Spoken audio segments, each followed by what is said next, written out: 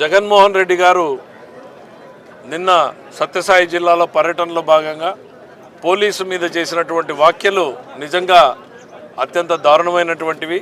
ఆ రకమైనటువంటి భాషని ఒక మాజీ ముఖ్యమంత్రి స్థాయిలో మాట్లాడడము అనంటే ఆయన సంస్కారం ఏంటి అనేటువంటిది అర్థమవుతా ఉంది. ప్రశాంతంగా ఉన్నటువంటి ఈ జిల్లాలో మళ్ళీ కులాల మధ్య, వర్గాల మధ్య, లేకపోతే ఫ్యాక్షన్ని చిచ్చు రేపే రకంగా ఇవాళ వైఎస్ఆర్సీపీ ప్రయత్నం చేస్తూ ఉందన్నటువంటి విషయాన్ని ప్రజలందరూ కూడా గుర్తుపెట్టుకోవాలి. అప్రమత్తంగా ఉండాల్సినటువంటి పరిస్థితులు ఉన్నాయి.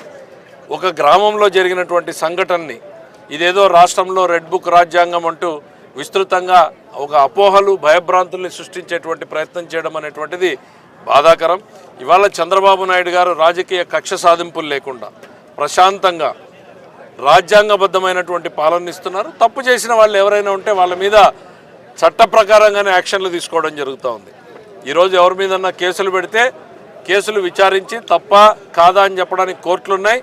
తప్పు చేసిన వాళ్ళు జైలుకు పోతున్నారు, తప్పు చేయని వాళ్ళకి బెయిల్ వస్తున్నాయి. అంతేగాని ఇవాళ రాష్ట్రంలో ఎక్కడా కూడా పోలీసుల్ని స్వేచ్ఛాయుత వాతావరణంలో పనిచేసేటువంటి అవకాశం కల్పించినటువంటి ఏకైక ప్రభుత్వం చంద్రబాబు నాయుడు గారి ప్రభుత్వం.